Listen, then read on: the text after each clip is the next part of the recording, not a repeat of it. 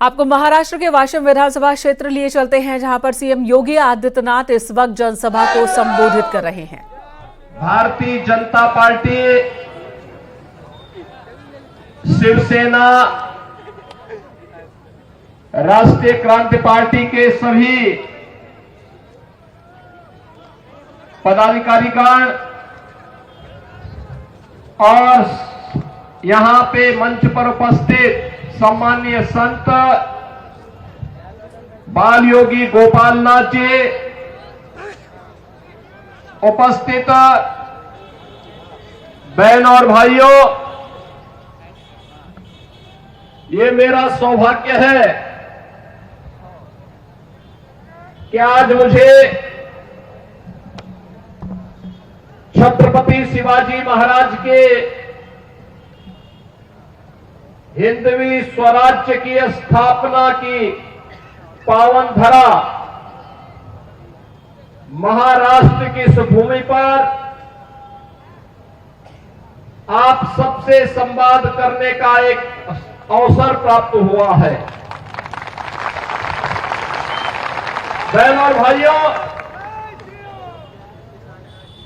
मैं उत्तर प्रदेश, जो प्रभु श्री राम की पावन धरा है,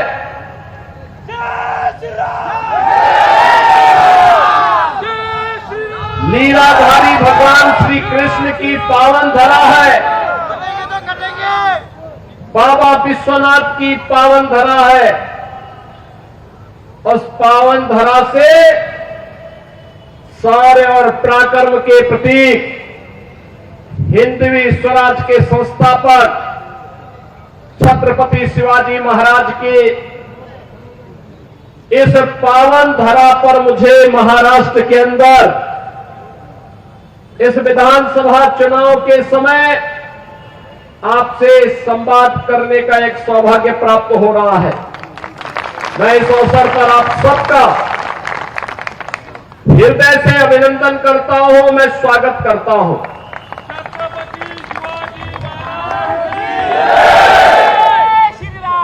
बहनों और भाइयों,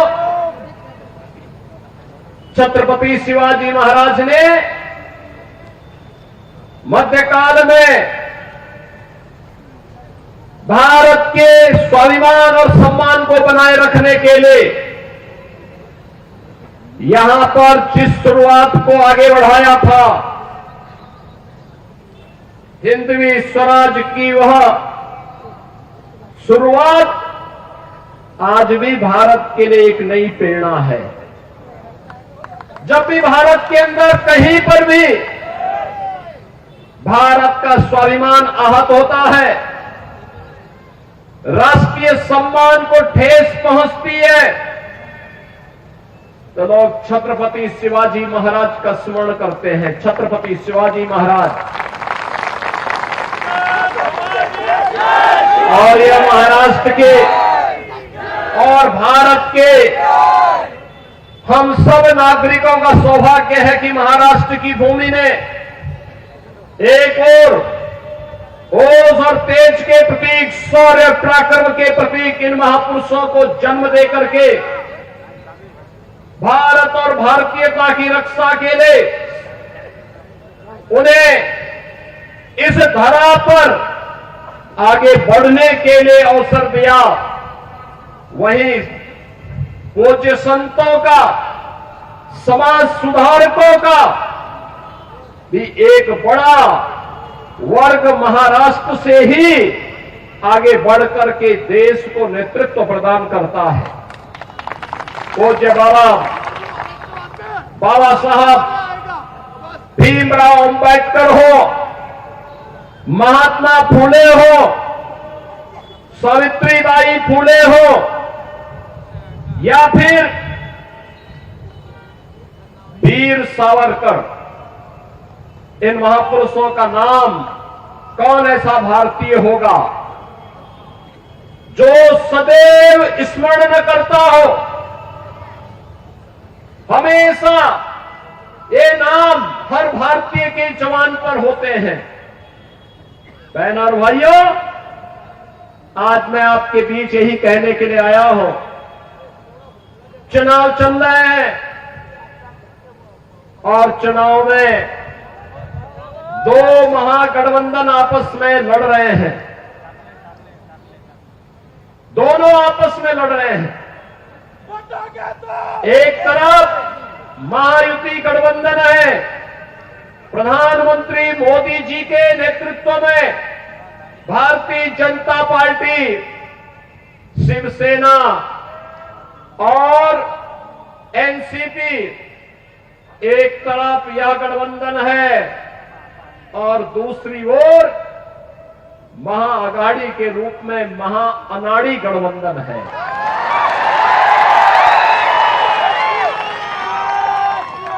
मैं इसे महाअनाड़ी इसलिए कहता हूं, अनाड़ी का मतलब जिसे देश और धर्म की चिंता न हो, जैसे राष्ट्रीयता की चिंता न हो, जिसको समाज में और राष्ट्र में मूल्यों और आदर्शों की मर्यादाओं की चिंता न हो। और यह कार्य यह महाअनाड़ी गठबंधन कर रहा है। याद करिए, छत्रपति शिवाजी महाराज का संघर्ष भारत के स्वाभिमान और सम्मान का संघर्ष था। याद करिए, औरंगजेब की सत्ता को चुनौती देने के लिए छत्रपति शिवाजी महाराज आगरा गए थे। आगरा में हमारी सरकार ने वहां एक मुगल म्यूजियम बन रहा था। जब मैं मुख्यमंत्री बना, लोगों ने कहा इस म्यूजियम का नाम मुगल म्यूजियम है। मैंने कहा क्या इसमें होगा? कहा औरंगजेब से जुड़ी हुई स्मृतियां रहेंगी। मैंने कहा औरंगजेब से क्या संबंध है तुम लोगों का? क्या संबंध है? यह एक विदेशी आक्रांता था। हमारा संबंध छत्रपति शिवाजी महाराज से है। इस म्यूजियम का नामकरण छत्रपति शिवाजी महाराज की स्मृति में होना चाहिए। छत्रपति शिवाजी म्यूजियम होगा। बहनों और भाइयों, छत्रपति शिवाजी महाराज ने जिन मूल्यों और मर्यादाओं की रक्षा के लिए संघर्ष किया था, विपरीत परिस्थितियों में संघर्ष किया था, संभाजी महाराज ने जिन मूल्यों के लिए संघर्ष किया था,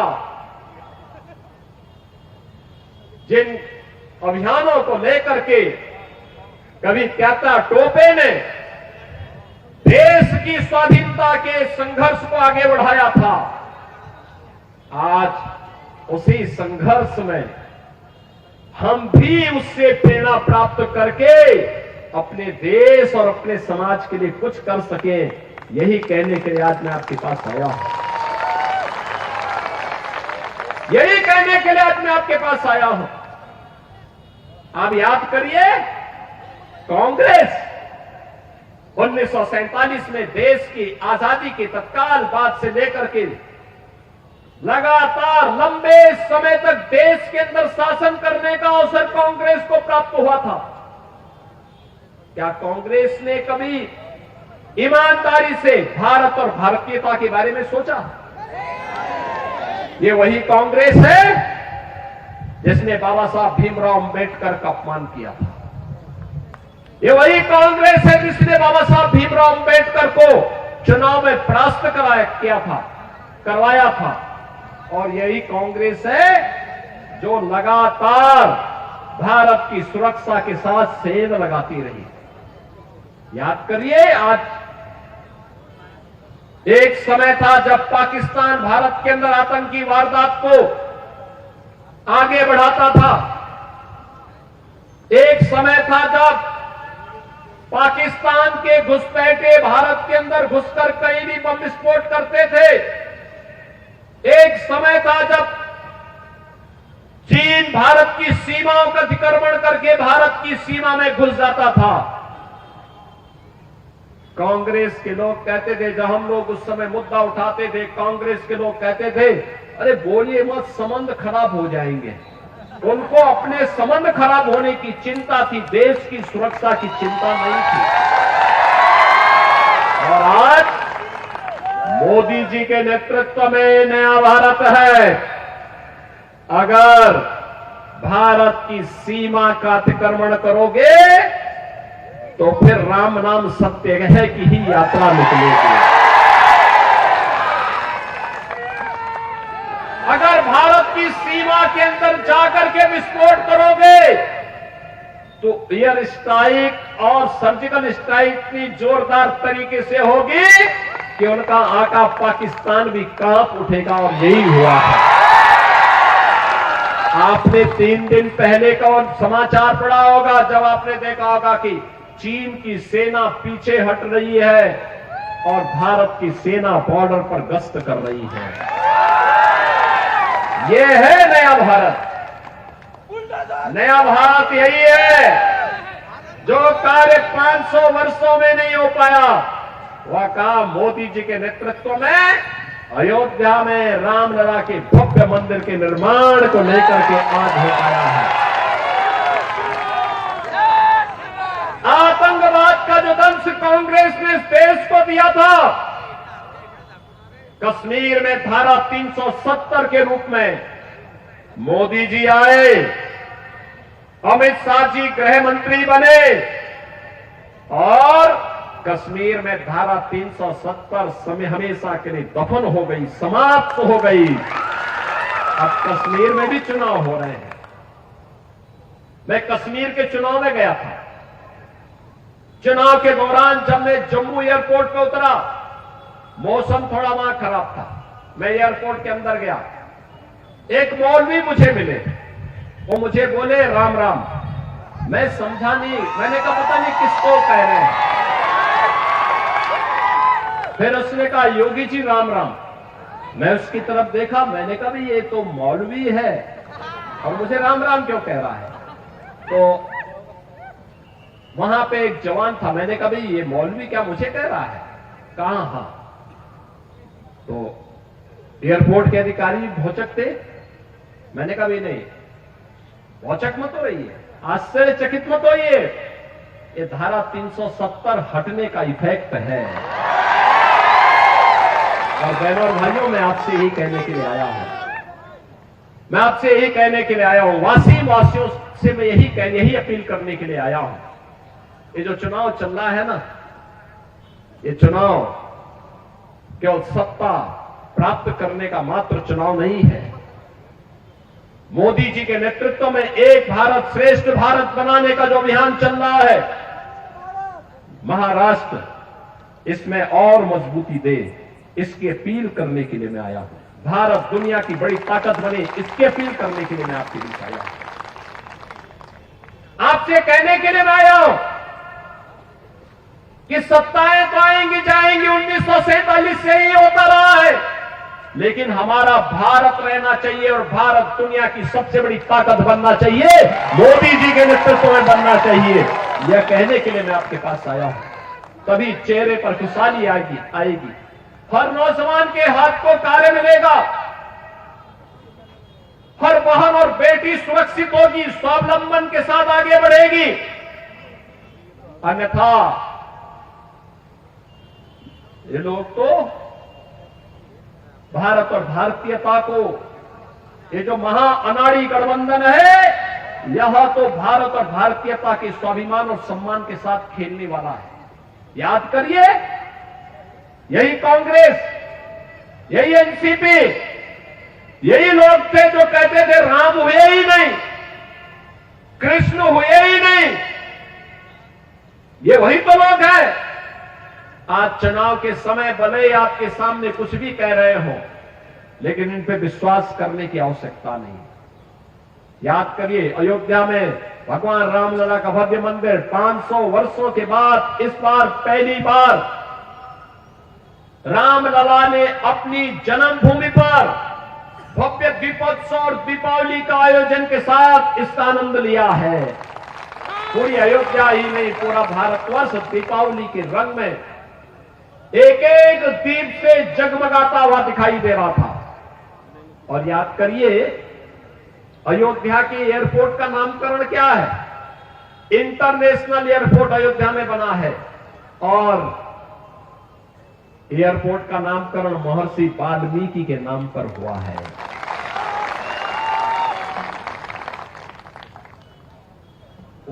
अनुसार यात्री विश्रामालय जितने बने हैं, इन यात्री विश्रामालयों का नामकरण निषाद राज के नाम पर हुआ है। निषाद राज भगवान राम जब वन के लिए प्रस्थान कर रहे थे, बहनों और भाइयों, निषाद राज ने सबसे पहले प्रभु राम को अपने राज्य में शरण दी थी। कहा था कि आप हमारे राज्य में रहिए, आप यहाँ के राजा रहिए, मैं आपका सेवक के रूप में काम करूंगा। लेकिन भगवान राम ने कहा नहीं, मैं पिता की आज्ञा का पालन करने जा रहा हूं। हमारी मित्रता है, लेकिन मैं किसी राज्य में नहीं रहना, मुझे जंगल में रहना, वन में रहना है, क्योंकि शर्त वन में रहने की है और इसलिए वन में जा रहा हूं। उन्होंने कहा आप अयोध्या के बाहर कहीं भी रह सकते हैं। उन्होंने कहा नहीं, ये मेरे लिए उपयोग हो सकता है, लेकिन आने वाली पीढ़ी क्या कहेगी। और बहनों और भाइयों, मैं आपसे यही कहने के लिए आया हूं, प्रभु राम निषाद राज के साथ मित्रता तो निभाते हैं, लेकिन उनके राज्य में राज का सुख नहीं भोगते।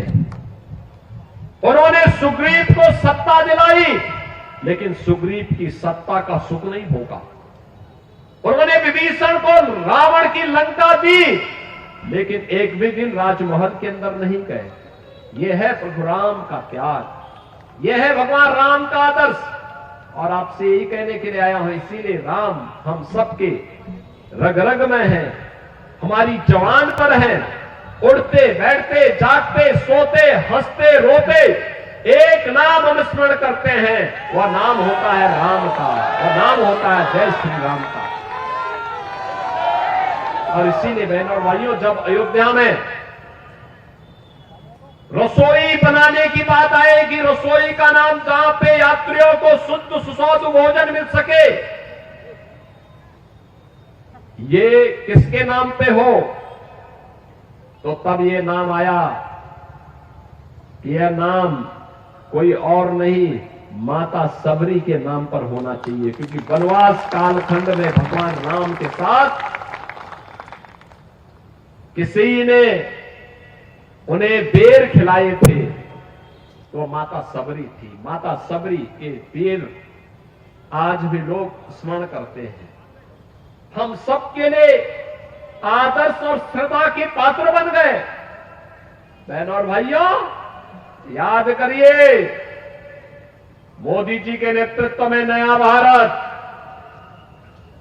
मजबूती के साथ छत्रपति शिवाजी महाराज, बाबा साहब भीमराव अंबेडकर के आदर्शों को लेकर के आगे बढ़ रहा है।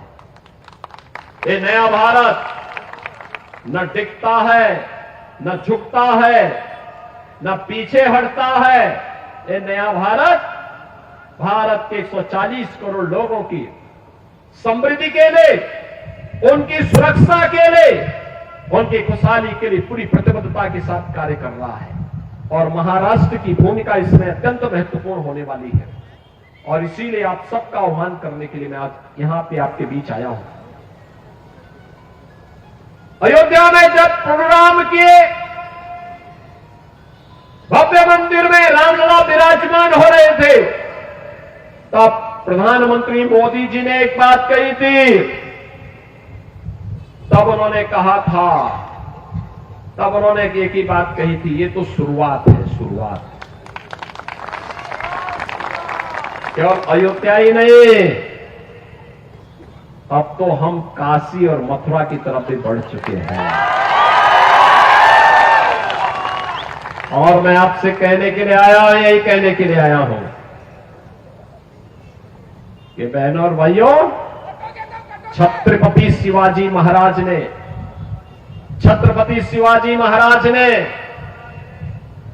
जिस दुष्ट अफजल को मार गिराया था, उसके नाम पर औरंगाबाद का नाम होना, याद करना, इसको हटना ही चाहिए। संभाजी नगर के रूप में उसको पहचान मिलनी ही चाहिए। छत्रपति शिवाजी महाराज का संघर्ष हो या संभाजी महाराज का, हमें नई प्रेरणा देता है। और छत्रपति शिवाजी महाराज हम सबको एकजुट करके लेके गए थे, हर भारतवासी को अपने साथ जोड़े थे, अपने सेना का हिस्सा बनाए थे। छत्रपति शिवाजी महाराज जिस एकजुटता का प्रदर्शन करके हिंदवी साम्राज्य की स्थापना किए थे, आज उसी का आह्वान करने के लिए, उन्हीं से प्रेरणा लेकर के मैं बार बार आपसे कहता हूं कि बंटिए मत। उन्हीं से प्रेरणा ग्रहण करके मैं आपसे कहता हूं, बंटिए मत। क्योंकि जब भी बंटे थे तो कटे थे।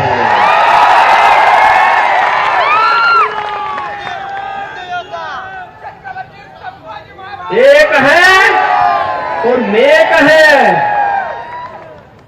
एक है तो सेफ है, और बटे थे तो कटे थे। हमें बटना नहीं है, एकजुट होना है। एकजुट होकर के यहां पे महायुति गठबंधन को, जो मोदी जी के नेतृत्व में आज पूरे देश के अंदर कार्य कर रहा है, एनडीए के रूप में, एनडीए के रूप में काम कर रहा है। भारतीय जनता पार्टी लीड कर रही है मोदी जी के नेतृत्व में। ऐसे ही महाराष्ट्र के अंदर ये महाअनाड़ी गठबंधन को हराना है और भारतीय जनता पार्टी के नेतृत्व में महायुति गठबंधन को, एनडीए के प्रत्याशियों को विजयी बनाना है। और इसी के अपील करने के लिए आज मैं आपके पास आया हूं। श्री श्याम बाबू खोड़े को वासीम से भारतीय जनता पार्टी ने अपना प्रत्याशी बनाकर के आपके बीच उतारा है।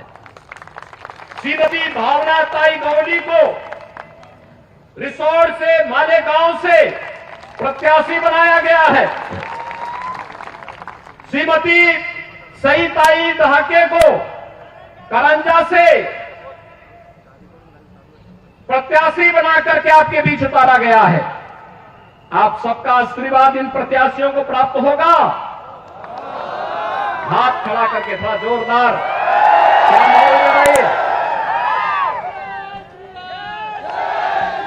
आप आशीर्वाद देंगे, विजयी बना के भेजेंगे, सभी लोग बना के भेजेंगे। मेरे साथ फिर बोलेंगे, भारत माता की, भारत माता की, भारत माता की, छत्रपति शिवाजी महाराज की, छत्रपति शिवाजी महाराज की जय श्री राम।